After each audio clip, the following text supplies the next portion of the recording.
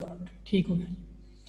अच्छा जी, सबसे पहले जो हमारे पास है एक्सरेज क्या चीज़ होती है, एक्सरेज प्रोड्यूस कैसे होती है, इसका एक प्रोसेस है। उसमें हम ये करते हैं कि हम एक ट्यूब लेते हैं, ग्लास ट्यूब,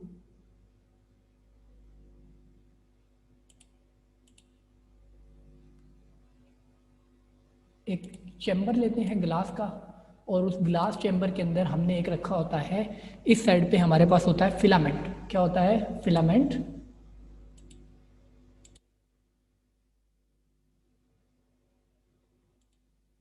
ये हमारे पास एक फिलामेंट कंसीडर कर लें, और इस फिलामेंट को हमने कनेक्ट किया होता है वोल्टेज के साथ।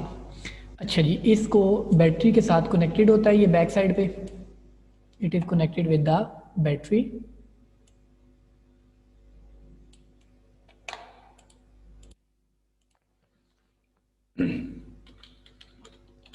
इट इज़ कनेक्टेड विद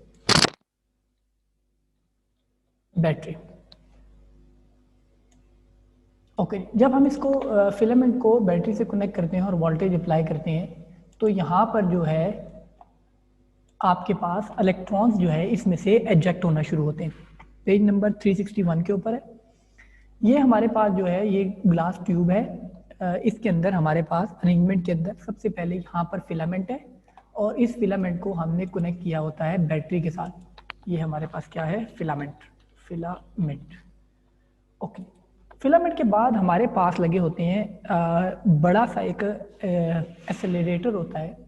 ये फिलामेंट के हीट होने से इलेक्ट्रॉन की इजेक्शन स्टार्ट होती है, और इलेक्ट्रॉन की इजेक्शन स्टार्ट होने की वजह से, इलेक्ट्रॉन की इजेक्शन की वजह से यहाँ से इलेक्ट्रॉन जो एमिट होते हैं, हम यहाँ पर लगाते हैं एक बड़ी बैटरी, लार्ज बैटरी, जो यहाँ से कनेक्ट होती है इस साइड पर, और इस साइड पर आपके पास होता है बैटरी का एनोड। इस साइड पर आपके पास एनोड होता है, और यहाँ पर आपके पास है कैथोड। ओके जी, और यहाँ पे आपके पास एक लार्ज बैटरी हमने कनेक्ट की होती है। यहाँ पर आपके पास एक लार्ज बैटरी है ये वाली, और ये बैटरी यहाँ पर ये लार्ज होती है, बड़ी बैटरी होती है।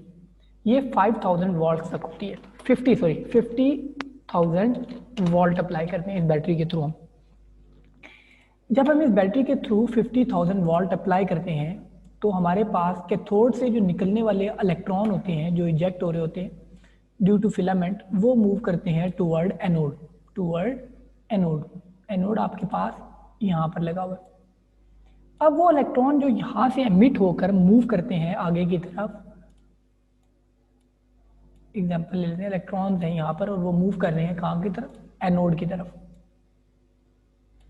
तो दरमियान में हमने रखा होता है टारगेट मटेरियल। यहाँ पर जो मटेरियल होता है वो होता है टारगेट मटेरियल, और टारगेट मटेरियल को वो जाकर हिट करेंगे। Here is your target material, और टारगेट मटेरियल को वो जाकर हिट करेंगे। अच्छा, इस मटेरियल को जब वो हिट करते हैं, तो हिट करने की वजह से यहाँ से नंबर ऑफ फोटॉन्स एमिट होते हैं, और वो जो फोटॉन एमिट होकर यहाँ से मूव करते हैं नीचे की तरफ, फोटॉन्स, उनको हम कहते हैं दीज आर एक्सरेज।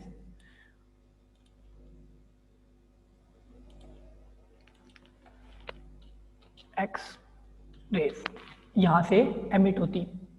अच्छा देखें, जब ये जो फिलामेंट जब इसको हीट अप करता है और इतने ज़्यादा वोल्टेज पे जाकर जब ये स्ट्राइक करती है, तो आपके पास एक तो वो एनर्जी एमिट करते हैं, और एनर्जी एमिट करने के साथ साथ कुछ एनर्जी इस जो आपके पास पार्टिकल है या जो आपका टारगेट मटेरियल है उसको हीट अप कर देता है। उसको क्या कर देता है? हीट अप कर देता है। और हीट अप करने से, ये हीट अप होने की वजह से इसमें इसको बार बार कूल करने के लिए एक प्रोसेस बनाया जाता है, जहां से वाटर इनलेट और आउटलेट बनता है। वाटर इनलेट और आउटलेट के पानी आने और पानी जाने का एक निज़ाम होता है इसके अंदर। यहाँ से पानी एंटर होता है और यहाँ से पानी बाहर चला जाता है।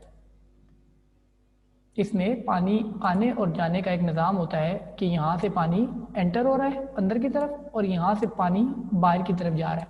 यहाँ पे ये वाटर का एक निज़ाम लगाया जाता है पानी का, कि वो यहाँ पे वो पूरा एक ये पाथ है और इस पाथ में एक तरफ से पानी एंटर होगा और दूसरी तरफ से पानी बाहर चला जाएगा। अब ये जो टारगेट मटेरियल होता है ये या तो प्लैटिनियम का होता है या टंगस्टन का होता है। ये प्लैटिनियम का होता है या टंगस्टन मटेरियल यूज किया जाता है। मटेरियल्स के नेम प्लैटिनियम या टंगस्टन,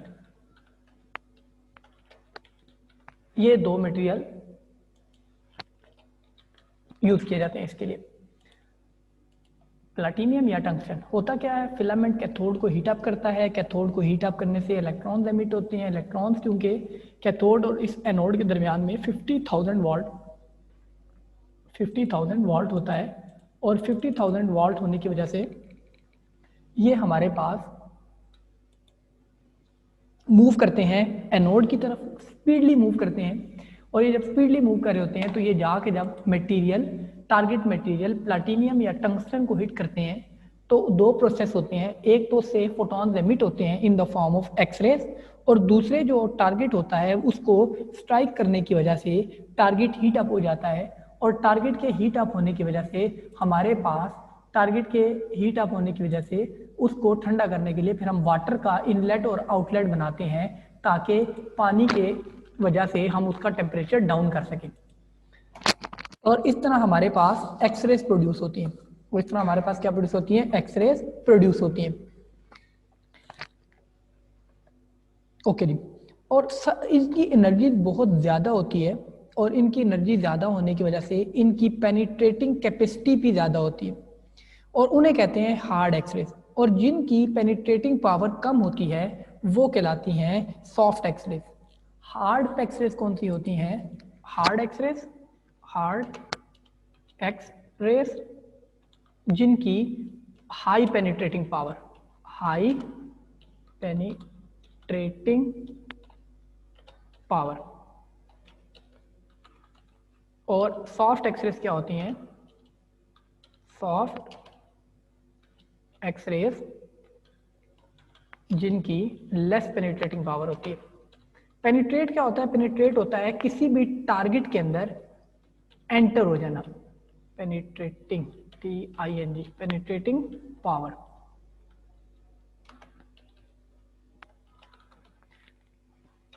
तो पेनिट्रेटिंग पावर ज्यादा होगी तो वो कहलाएंगी हार्ड एक्सरेज, पेनिट्रेटिंग पावर कम होगी तो वो कहलाएंगी सॉफ्ट एक्सरेज। ठीक हो गया जी। ये दो किस्म की एक्सरेज प्रोड्यूस होती हैं, जिनकी पेनिट्रेटिंग पावर ज्यादा होती है वो कहलाती हैं हार्ड एक्सरेज और जिनकी पेनिट्रेटिंग पावर कम होती है वो कहलाती हैं सॉफ्ट एक्सरेज। जी यहाँ तक क्लियर है सबको, ये समझ आ गया सारा प्रोसेस कैसे होता है। प्रॉपर्टीज ऑफ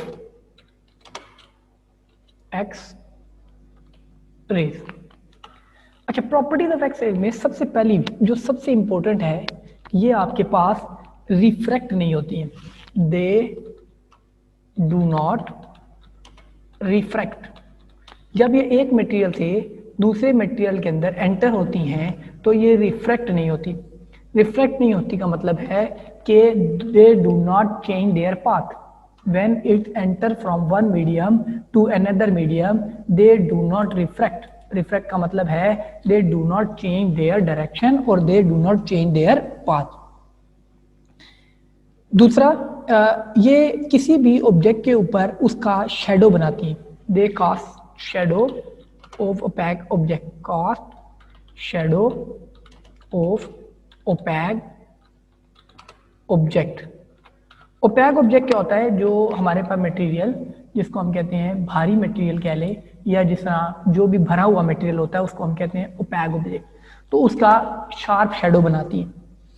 इसके अलावा it can be diffracted, it can be diffracted, ये डायफ्रैक्ट हो जाती है। डायफ्रैक्ट का मतलब होता है बेंड हो जाना किसी भी कॉर्नर से, किसी भी कॉर्नर से रेज का बेंड होना आपके पास डायफ्रैक्शन कहलाता है। और कि जब ये किसी मटेरियल के ऊपर हिट करती हैं तो फ्लोरोसेंस प्रोड्यूस होती है। फ्लोरोसेंस, फ्लोरो FLORESENCE।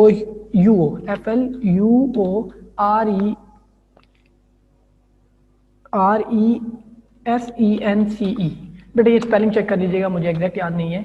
तो ये फ्लोरोसेंस प्रोड्यूस करती हैं। जब ये किसी मटेरियल के ऊपर हिट करती हैं तो काफ़ी ज़्यादा मटेरियल्स के साथ ये फ्लोरोसेंस में प्रोड्यूस करते हैं। फ्लोरोसेंस का मतलब होता है लाइट प्रोड्यूस होती है वहाँ पर, और ये फोटोग्राफिक प्लेट्स को अफेक्ट करती हैं। Affect photographic plates, affect photographic plates, ये फोटोग्राफिक प्लेट को क्या करती हैं, अफेक्ट करती हैं। जिस तरह आप लोग एक्सरे जब लेते हैं तो वो एक प्लेट होती है फोटोग्राफिक, जिसके ऊपर जब ये हिट करती हैं तो वहाँ पर आपके पास एक एक्सरे प्रोड्यूस हो जाता है, जो हम लोग कभी अगर किसी का खुदा न खास्ता कोई हाथ पैर या किसी चीज़ का फ्रैक्चर हो तो वहाँ पे चेक किया जाता है।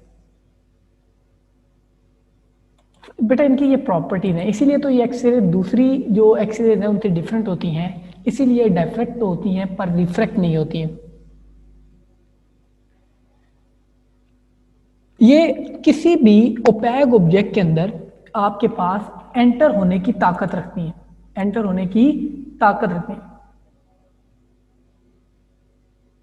बेटा रिफ्रैक्ट मैं आपको बताता हूँ, रिफ्रैक्ट नहीं होती हैं लेकिन ये डायफ्रैक्ट जरूर होती हैं। देखिए आपके पास इसमें मैं बताता हूँ, कुछ प्रॉपर्टीज मटेरियल की आ जाती है और कुछ प्रॉपर्टीज इसके अंदर आपके पास वेव्स की आएंगी। अब वेव्स की प्रॉपर्टी है कि वो रिफ्रैक्ट भी होती है और डायफ्रैक्ट भी होती है, लेकिन एक्सरेज रिफ्रैक्ट नहीं होती हैं, डायफ्रैक्ट होती हैं, यानी बेंड तो हो जाती हैं, जब कॉर्नर पे जाएंगी तो वो बेंड हो जाएंगी। मैं अभी इसकी आपको ये दो रह गई हैं, ये दोनों पॉइंट्स लिखने के बाद मैं आपको इसको एक्सप्लेन कर देता हूँ। अच्छा जी, ये पेनिट्रेटिंग पावर हाई होती है, इनकी पेनिट्रेटिंग पावर हाई होती है, penetrating high power, high penetrating power लिखना चाहिए था, मैंने पेनिट्रेटिंग हाई पावर लिख दिया। इनकी पेनिट्रेटिंग पावर बहुत ज़्यादा होती है और ये मटेरियल के अंदर बहुत इजीली पेनिट्रेट हो जाती है, इसीलिए ये ज़्यादातर रिफ्लेक्ट बैक भी नहीं होती। ये भी याद रखिएगा, ये ज़्यादातर रिफ्लेक्ट बैक नहीं होती हैं, ये बहुत इजीली किसी भी मटेरियल के अंदर पेनिट्रेट होने की वजह से इनका रिफ्लेक्शन का प्रोसेस कम होता है। और जब ये किसी भी मटेरियल से गुजरती हैं, pass through material ionise them, pass through material they ionise them, they ionise them. कोई भी मटेरियल ले लें, सॉलिड लिक्विड गैस, जब उसमें से गुजरेंगी तो ये उस मटेरियल के जो एटम्स हैं उनको आयोनाइज कर देंगी।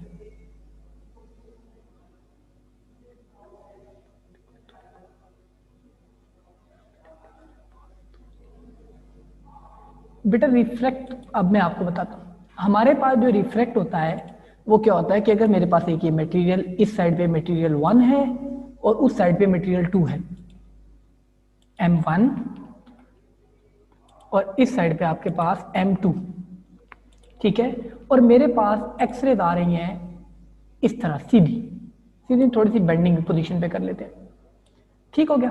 अब ये जब यहां से आउट पे जाएंगी, आउट पे जाएंगी तो ये स्ट्रेट टुवर्ड ऐसे निकल जाएगी, बिल्कुल स्ट्रेट लाइन में पास हो जाएंगी।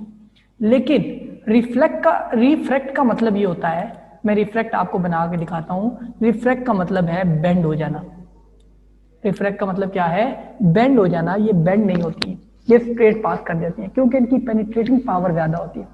क्या होती है, पेनिट्रेटिंग पावर ज्यादा होती है, इसलिए ये बेंड हो जाती है। अब देखें है ये वेव्स है, पर हाई पेनिट्रेटिंग पावर की वजह से इनकी जो रिफ्रैक्टिंग प्रॉपर्टी होती है वो लेस होती है।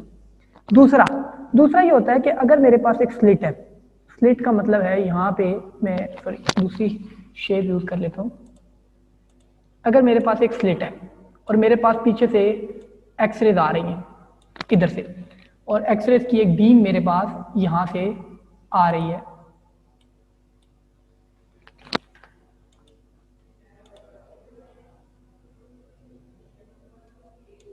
एक्सरे की एक नंबर ऑफ बीम्स आ रही हैं, यहाँ पे बहुत ज़्यादा मेरे पास वेव्स आ रही हैं।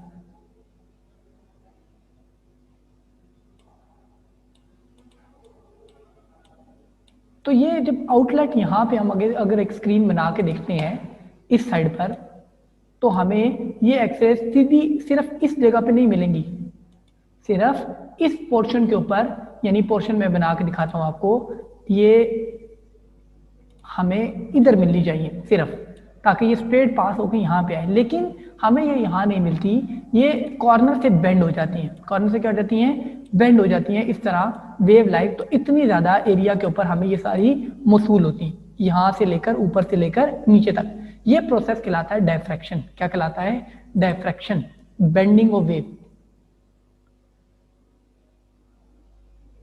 पेनिट्रेटिंग, देखो मैं आपको बताऊं, पेनिट्रेटिंग का मतलब होता है किसी चीज के अंदर एंटर हो जाना, किसी चीज के अंदर एंटर हो जाना। अब क्योंकि इनकी हाई पेनिट्रेटिंग पावर है, यानी ये बहुत ज्यादा इजीली किसी भी मटेरियल में एंटर हो जाती हैं, इसलिए इनकी रिफ्रैक्टिंग प्रॉपर्टीज कम हो जाती हैं। क्योंकि इनकी पेनिट्रेटिंग पावर ज्यादा होती है तो ये मटेरियल के अंदर इजीली क्या हो जाती हैं? एंटर हो जाती हैं, जिसकी वजह से ये रिफ्लेक्ट नहीं होती है। ठीक है, इस वजह से हमारे पास हाईली पेनिट्रेटिंग पावर होने की वजह से ये इजीली उसके अंदर ऐड हो जाती है। और जो हमारे पास रिफ्रैक्शन का फिनोमेना है, रिफ्रैक्शन में ये है कि अगर मेरे पास एक स्लिट है और स्लिट में से मैंने वेव्स गुजारी हैं, यही वाली एक्सरे, तो ये सिर्फ स्लिट के सामने जाहिर हो, लेकिन क्योंकि ये वेव्स हैं तो ये सिर्फ स्लिट के सामने नहीं होती बल्कि फैल जाती हैं। इसे हम कहते हैं डायफ्रैक्ट हो जाना। क्या हो जाना? डायफ्रैक्ट हो जाना।